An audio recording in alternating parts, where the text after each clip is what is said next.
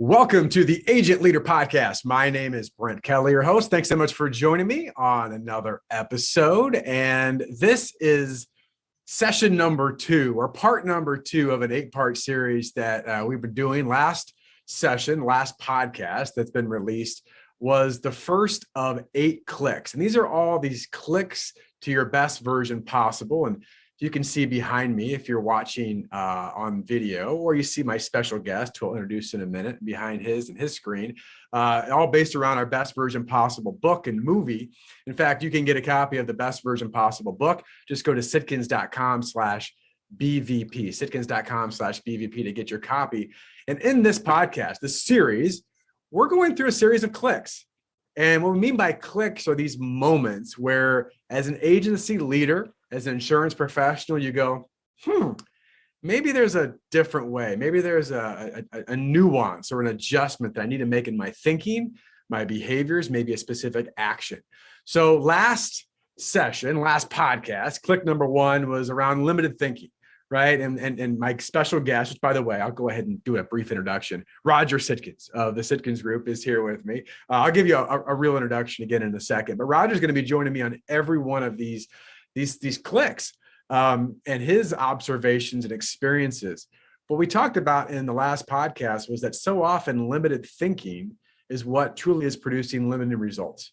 And Roger gave a number of examples, and I shared some thoughts in this as well.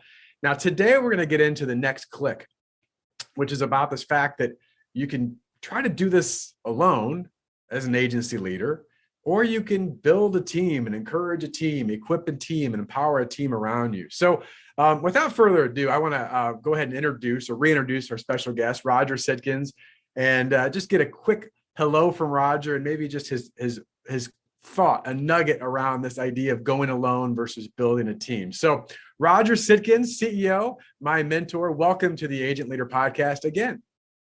Well, Brent, it's great to be back. And today, talking about the clicks again, this is a huge one. It's maybe one of the bigger clicks, although I guess they're all huge how they hit you. But this is one where you finally realize as an individual that you can't do it all. You can't get it done alone. And the reality is that you're not very good at all of it. There are only certain things you do that you're really great at. And I was sharing with you before we got started, a million years ago when I was playing football in college, you realize there are 11 positions on offense and 11 on defense. Also, you've got some special teams, but you can't play all the positions. And the minute that a producer, a leader, an insurance professional says, oh, you're right, I can't do it all because I limit what I can get done and I run out of time trying to play all of the positions on a team. So you've got to identify what you're really great at and spend your time there.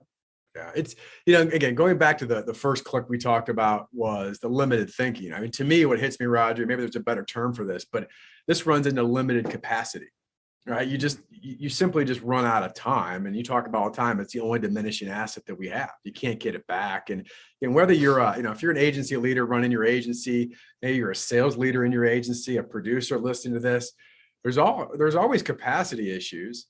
And I think what happens so often is that as a producer, a leader, an entrepreneurial mindset, is that the thought, the idea is that I can do this all by myself because I will work harder and faster and stronger than anybody else.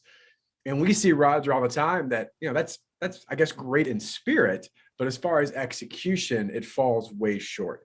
So I've got a few questions I want to get your thoughts around, Roger. And the first is just overall. I mean, you give me a number of examples or whatever you want to share, but where have you seen agencies or producers, right? Obviously work a lot with producers. Where do they get stuck or frustrated with the whole going it alone philosophy? Well, they realize there are only certain things they do that get them results. And of course, and I'm sure everybody's heard this, I would hope they have, the green zone. Mm-hmm. The green zone where a producer gets results, an agency overall, keeping their producers in the green zone. And as a reminder, the green zone activities are sales, relationship management, continuations, and pipeline building. So we look at this as a producer and we say, well, what happens to them? What happens to these people that are supposed to be generating revenue? Right. They run out of time. And we talk about this all the time, that time is the only diminishing asset a producer has. So once they realize that, hey, I'm out of time because I was spending time selling, servicing, marketing, technology, whatever it may be they're playing with, versus saying, you know what, the way that I can really grow and is when we have that big click about green zone. And when I realize I can do that, then I start eliminating the plateaus, because they plateau when they're not doing the right things. It's pretty simple. And something we're going to be talking about one of the future clicks is they're confusing activity with results. And they get very frustrated because I'm just not growing. I'm not going where I really want to be. So I think that's a huge starting point. Yeah, I think, Roger, you said that. It's like the idea, and again, whether you're, leading your agency or running your book of business as a producer, it's like the intention is that, hey, I've got these things I have to do, and I'll get it done. I'll get it done. I'll get it done. And at some point you go, I just can't. And what happens typically, and what you described, and we'll get in more into this in future clicks, but it's a great setup, is the fact that what's the first thing that typically falls off is the thing that they should be doing the most.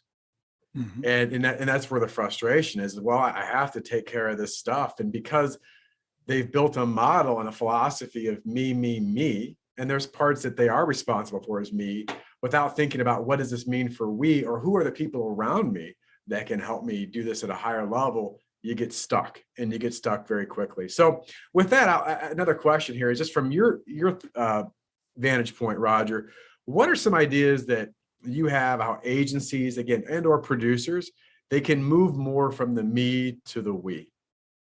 Well, first of all, as a producer, you have to understand that you do have your own book of business. You're an entrepreneur, whether you in an entrepreneurial company or a national broker.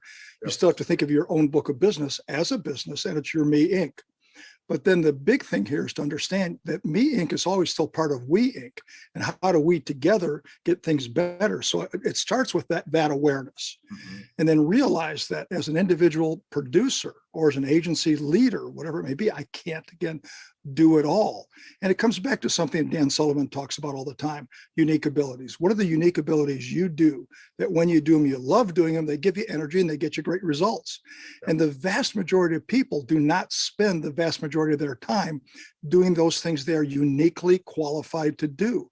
So the minute they realize they can, the only way that the individual producers grow, thus the agency grows, is when they say, okay, my Me Inc., I've got to run it as a business. I've got to make sure I'm doing the right things. I've got to be playing the right position. But I realize that I have to utilize the We Inc. part of this to help me grow. And so when every Me Inc. realizes they're part of We Inc., and something we're going to talk about yet today, I know, and we'll be talking about a lot in the future, and they get alignment, then it's amazing what happens. Without it, it's hysterical activity on the way to the grave. Yeah, it's as you said that, Roger, it hit me. This I know you're obviously a lot of lessons from Dan Sullivan, strategic coach. Me too. Another one of his books is the book Who Not How, which talks about that. I mean, it's just as an entrepreneur, I know even for me and you, we've had discussions like we ask ourselves, how are we going to do this, and how are we going to do this, and how are we going to do this, and how are we going to do this, and it's like, and you go, wait a second, who is the right person to do this? And it's just it's a different thinking. And I will just tell you, in my experience in working with agencies that are having great growth and profitability, one of the things, it's a challenge for sure, but one of the things they've done really well is they've realized that there are certain things that they don't do very well, and they let them go, and they allow other people to grow and flourish in those roles. And I think that's a challenge for leaders, is that one of the things that, I think, Roger, one of the things that you say all the time, and because I want to give you credit, is, what got you here is not going to be the same thing that's going to get you there.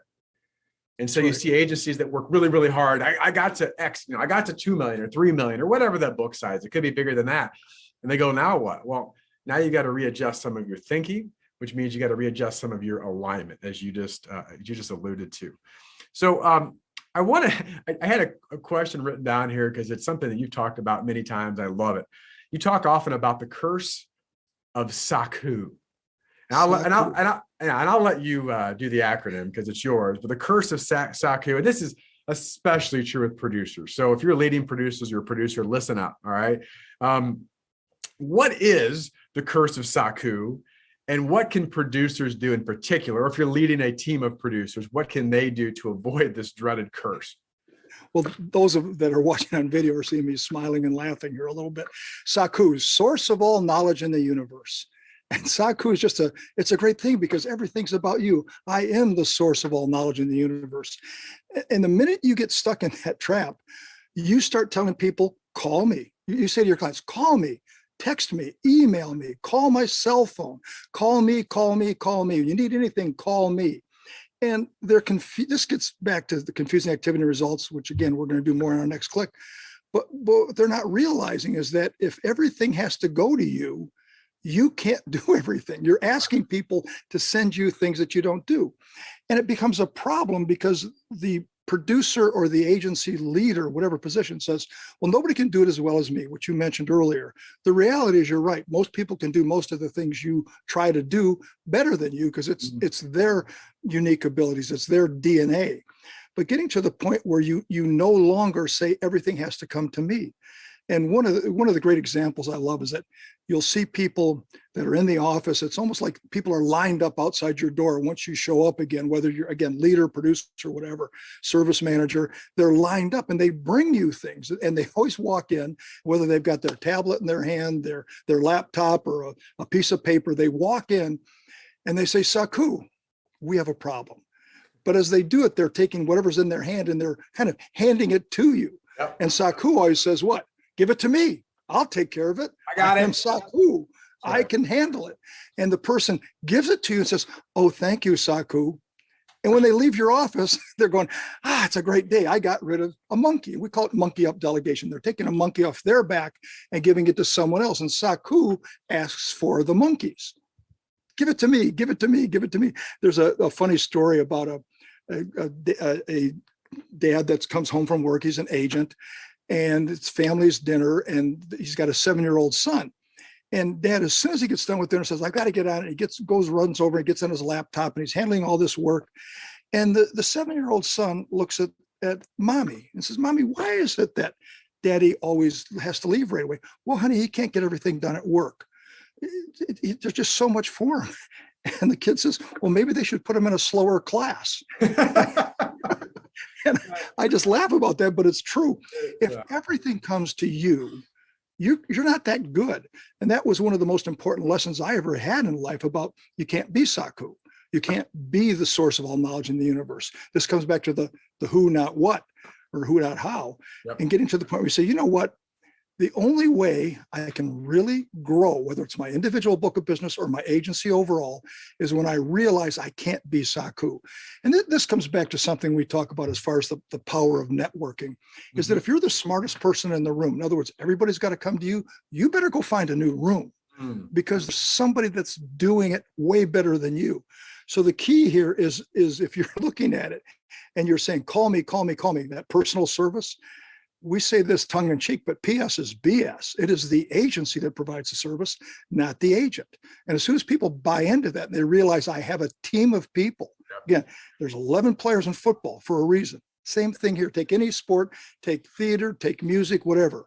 There's never just one. If there is, that's a one-person show. They burn out pretty quickly. Yeah, Roger, we joke. I mean, just to go on your football analogy, you know how much I love sports analogies too, but it is. And when we say it, people laugh and realize how stupid it sounds, but they do it. It's the fact that you can imagine snapping the ball to yourself, right? Then going back and then throwing the ball up in the air and then running down and catching it yourself, right? And you're like, well, that's the dumbest thing I've ever heard. But agencies do that in different ways. Well, I got to do this and I got to do this and I got to do this and I got to do this. And it hit me. And this is very impromptu, and this is a very bad acronym, but I came up with it while you were talking. So we can disregard it because you have given me the disease, Roger. I have the disease that you passed on to me. But I wrote down, I said that it's another curse is called gallows, GALOS, GALOS. It's being good at lots of stuff. And I had, and the reason why it came up is I had one of our private clients, we had a call a few weeks ago.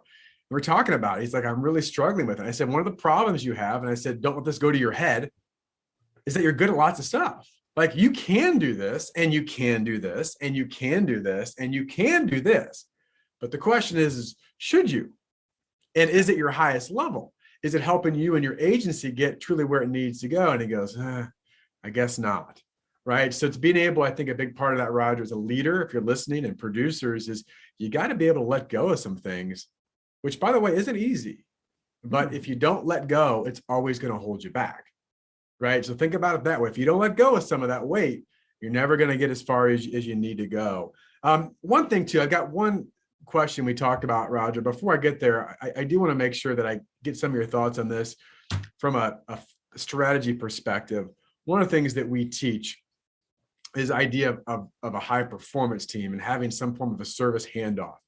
Could you, for the audience, again, we don't need to get into detail of this, but I think it's important in the sake of this conversation of talking about, moving away from me to we, because you mentioned it a little bit, but what is that high performance team, and then within that having a service handoff, and you touched on it, but what does that really mean for an agency and a producer, Roger? It again, identifying the roles. Yeah, is what we always say. It's the same goal, different roles, same goal, retaining and obtaining ideal clients. But there's an acknowledgement and an appreciation of the different roles you play. So it starts at the point of sale or the point of continuation, where you start educating the client of who they should deal with. Yeah. And if it's always call me, they're going to call you, they're going to email you, they're going to text you, all the things I already mentioned, versus saying at that point of sale or at that point of continuation, where you're literally introducing the service team. Mm-hmm. Here's our team. And a large account, you take them out there with you. On a mid-size account, if nothing else, it's laminated, because it's so important, as we always kid around about, but it's a laminated one-pager that has the service person, claims person, accounting person, training person, whoever those positions are, and the producer's the last one. We have their picture and their contact information. And we're saying, here's the team that's going to support you. And think of the power of that. We're saying, here's our team, here's everything we do. And those business owners, those managers you're dealing with, they have a team. They don't do everything. Why do they have all of those other people? So you're saying, for day-to-day service, this is who you talk to. So that's the beginning point. The email itself, for most agency leaders and for most producers, their email should always be out of office. I can't talk here. Out of office. Throwing lots of stuff at you. It's all right. Yeah. Out of office, where you're saying, I'm not available now. I'm out of the office dealing with current clients. For immediate service, go to, or you can have the system redirected. Same thing as we've talked about this before with voicemail. Why does the voicemail say, hi, it's Roger Sitkins Risk Services. I'm not available to take your call right now. Please leave them your name, number, and a brief message, and I'll call you back, before you hang up. Versus saying, hey, I'll call you back within 24 hours or less. But for immediate service, dial 1234 for, in our case, JD Cahill. And just making sure that we're always reinforcing for day-to-day service, which we've always talked about, we talked about on the podcast, get to the right person. The clients, 80-90% of the time, don't need to talk to the producer or the agency owner. They need to talk to somebody for day-to-day transactions. And once they realize that, and now you're introducing the power of the team through what? Well, through a face-to-face visit with a client directory, a service team directory, with your voicemails, with your emails, that's just saying, go there, go there. And here's the other thing, which we kid around, but it's true. When producers and owners get involved in most transactions, because it's not their unique ability, they don't do them very well. Yeah. They don't do them very well. 8 out of 10 are normally incomplete. Thus, the agency handles it more than once. And I know we've talked about it before, but repetition is the mother of skill. Repetition is the mother of understanding. Mm-hmm. I mean, those are all, that's why I want to ask you, because I think some people may have heard, oh, what does that really mean? And by the way, I mean, this is a wink, wink, nod, nod, but truthfully, we go through these processes with agencies, producers, their service team in our programs at a very deep level, because they're not easy. They're simple. Hey, transferred over, but it's not easy. We know that. And, Roger, to your point, as you said, it's like, well, gosh, why do I get all these transactions and service requests? Well, because you set it up that way.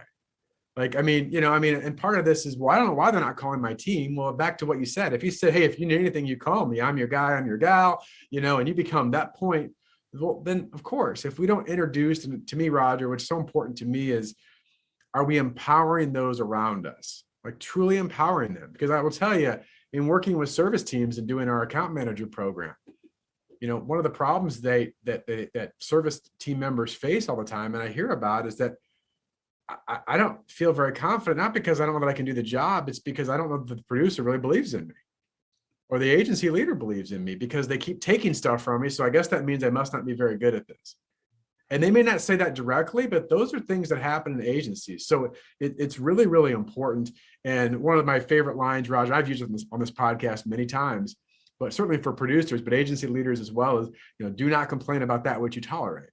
Yeah. And if you're setting it up that way, well, then don't complain about it or change it. And again, we walk agencies through a process of how to do that. All right, you ready for one more question, Roger? Sure. All right. All right. Again, thank you for your time and coming on here. We appreciate it. I know that if you're not taking notes or getting some thoughts on this, well, what are you doing? There's some nuggets that we're throwing out here for all of you to be able to use.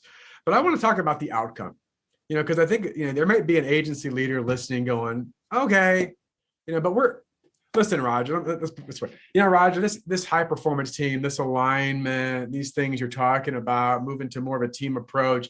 I mean, yes, it makes sense, but you know what? We're doing okay. I mean, we're doing pretty good without all that. But what would the outcome be truly of an aligned agency? Paint the picture. I was doing some more research on this about a week ago, and I came across a quote that, quite frankly, I'd forgotten about. It was from Jim Collins in his book, Good to Great. And he said, a great visionary company, where they've really got this vision. Here's where we're going. This is what great looks like. We're going to go from good to great. He said, it's 1% vision and 99% alignment. And wow, did that hit me? Because we've been talking about alignment so much. And maybe that's how it came to me in the back of my mind, because I read the book a long time ago. I've got a lot of copious notes on it. But it's 1% vision. Here's where we want to go. And we talk about this all the time, the beginning of what we do with agencies. Where are you today? Where do you want to go? How will you get there? So there's the vision. But now we've got to have everybody aligned. Using the football analogy again, if a certain play is called, everybody needs to run that play. You can't say, well, I don't want to run that play. I want to run this play. Well, that gets you benched or kicked off the team or fired if you're a pro. And so when we look at this and we say there's this common goal, which we talked about today, we'll always talk about retaining and obtaining ideal clients. It's straightforward. That's what we do. Again, simple, not easy. What do we do here? What's the focus of our firm? Retaining and obtaining ideal clients. And by the way, earning referrals from them, because this new theme that we're starting to share with people, mindset, every client from a referral and a referral from every client. I'll say that a little slower. People want to take a note on it unless you're driving, but every client from a referral and a referral from every client. What a great attitude to have. So what if an aligned agency was constantly saying to itself in all of their internal communications, whether it's a high performance team meeting, whether it's an organic growth meetings, whatever it may be, the state of the agency quarterly event, we're always saying, what's it about here? It's about retaining and obtaining ideal clients.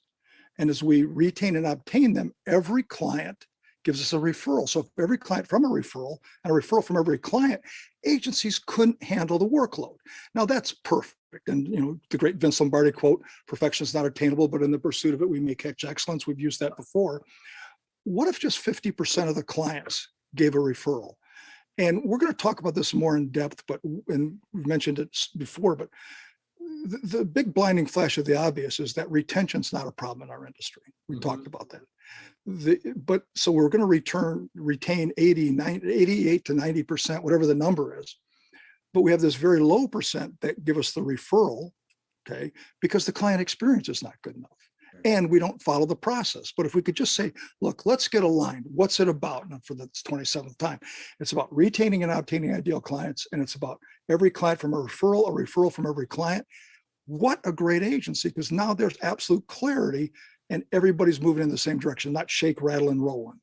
Yeah, it's so many good thoughts there, Roger. And I was writing down as you said that. It's like it comes back to this idea. We see these trends all the time with our highest performing agencies, is the idea of team selling. But I would say those are also team continuations, right? Team client experience, whatever term you want to use. But it really is a shift in that. And as you said earlier, it's not, there's one aspect, which is capacity. I think the other aspect that you just hit on is experience. When we go alone, we just simply can't give the best, highest level experience. But we're doing the things that you just talked about, Roger.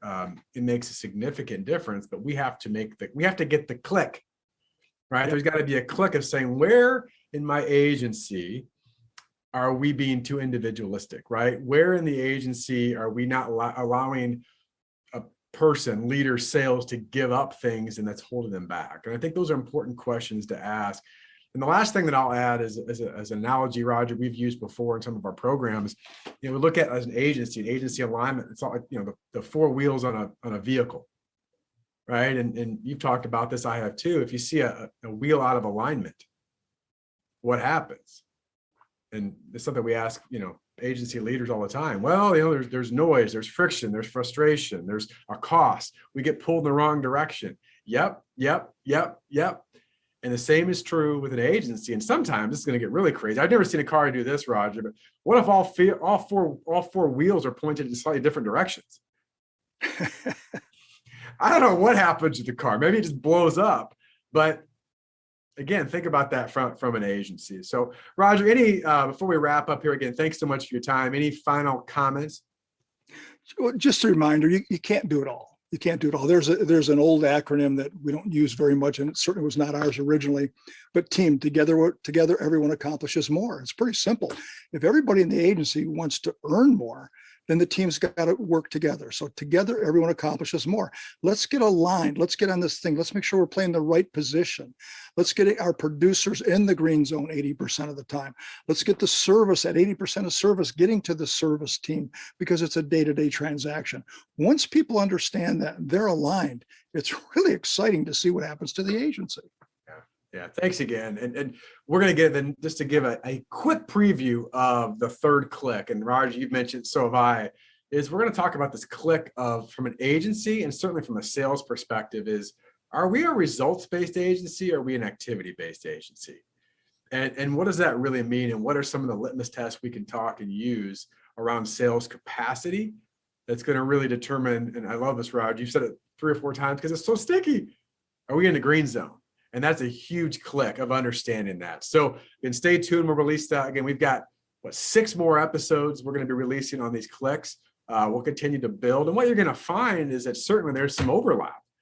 There are building blocks around these. But again, you as an agency leader, just want to challenge you, and I want to encourage you to say, what are the clicks or click that I need to make to take my agency to the next level and become that best version possible. So thanks again, Roger. Thanks for listening. Again, to get a copy of our book, share it with your friends, go to sitkins.com/BVP. Love for you to get a copy in your hands to learn about all these things we're talking about and more. So Roger, thanks to you, and everyone else, all the best, your success.